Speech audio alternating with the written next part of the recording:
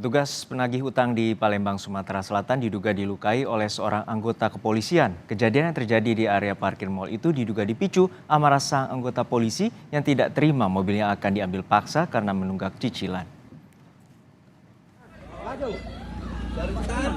Petugas penagih utang mengalami luka akibat senjata tajam di sejumlah bagian tubuhnya hingga harus dirawat di rumah sakit. Korban dilukai oleh polisi.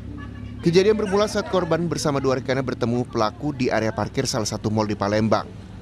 Mereka kemudian berupaya mengambil paksa mobil korban yang menunggak cicilan sejak tahun 2022 lalu. Direktur Reserse Kriminal Umum Polda Sumatera Selatan meminta polisi yang diketahui merupakan anggota Sabara Polres Lubuk Linggau itu untuk menyerahkan diri guna memperjelas proses penyelidikan yang tengah berlangsung. Ia memastikan proses hukum terhadap polisi tersebut sebagai anggota Polri akan berjalan secara transparan dan akuntabel. Namun ia pun tak menampik apabila perbuatan kawanan debt collector atau penagih utang juga telah menyalahi aturan dengan mengambil paksa mobil secara langsung. Oleh tim baik itu dari Satwil maupun dari jajaran Polda dan juga dari Polrestabes juga ikut membantu. Nah, pengejaran ini tentu dilakukan dalam rangka untuk membuat terang suatu tindak pidana dan fakta yang terjadi ya, di TKP bagaimana. Nah, memang tadi sudah disampaikan oleh Bapak Kabid Humas, kita lagi berusaha melakukan persuasif kepada pihak keluarga pelaku, baik itu dari istri, orang tua, dan keluarga lainnya, untuk dapatnya yang bersangkutan yang merupakan anggota Polri menyerahkan diri. Diduga karena tak terimakan hal itu, pelaku pun meletuskan senjata api satu kali ke arah ketiga korban. Namun, karena tembakannya tidak mengenai sasaran, pelaku pun mengeluarkan senjata tajam yang kemudian langsung menusuk korban. Itu, putih itu. Mobil putih itu. Jadi kawan ini dekat dulu. Itu umurnya kawan tadi. Itu umur kena mobil Innova, di depannya ada Innova. Dia sender kayaknya ditekan kayaknya ke Innova itu. Kawan tadi. Terus akhirnya kawan dia nyampak kan. Dia kawan nyampak itu memang kejadian di sini jadinya. Kawan tadi di situ samping mobil ini ditembaknya. Kabid Humas Polda Sumatera Selatan menyatakan belum menerima laporan terkait dengan kejadian yang melibatkan oknum anggota polisi itu. Tim Liputan Kompas TV, Palembang, Sumatera Selatan. Kita segera bergabung bersama jurnalis Kompas TV Reski Oktora di Palembang soal perkembangan polisi menembak petugas penagih utang. Reski, apakah pihak kepolisian sudah memeriksa anggotanya yang diduga melukai penagih utang? Ya, selamat siang Juno dan juga saudara. Terkait dengan kasus penganiayaan yang dilakukan oleh oknum polisi Aibtu FN terhadap debt collector pada Sabtu kemarin, ini masih terus bergulir di Direktorat Reserse Kriminal Umum Polda Sumatera Selatan.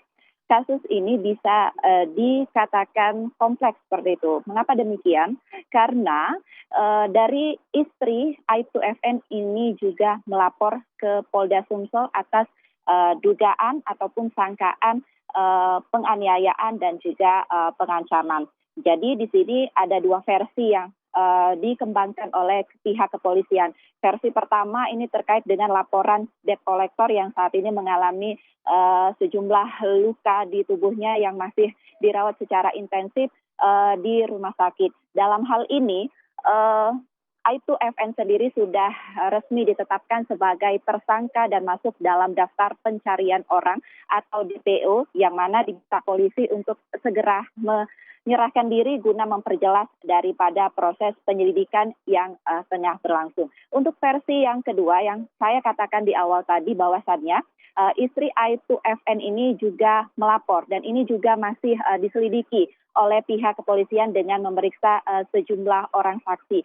Terkait dengan kuasa hukumnya tersebut menerangkan bahwasannya sebelum Aibtu FN ini melakukan penganiayaan, beliau lebih dulu ini dilakukan penganiayaan ataupun pengancaman oleh 12 orang kawanan debt collector tersebut. Namun meskipun demikian, polisi memastikan bahwasannya proses hukum terhadap Aib2FN ini berjalan secara transparan dan juga akuntabel. Namun dalam hal ini juga polisi tidak menampik bahwasannya perbuatan yang dilakukan oleh debt collector itu sudah menyalahi aturan atau tidak sesuai dengan standar operasional prosedur terkait dengan penarikan ataupun pengambilan paksa mobil yang menunggak cicilan di lapangan langsung. Juno. Ya Rizky, untuk saat ini bagaimana dengan kondisi korban? Ya, untuk saat ini terkait dengan kondisi korban dirawat intensif di Rumah Sakit Siloam Sriwijaya Palembang.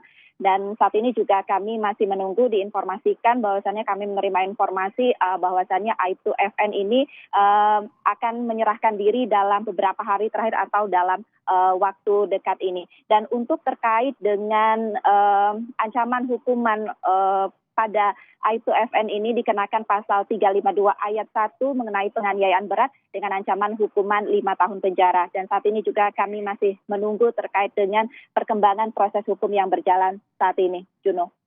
Baik, terima kasih atas laporan lengkap Anda, jurnalis Kompas TV, Reski Oktora dari Palembang, Sumatera Selatan.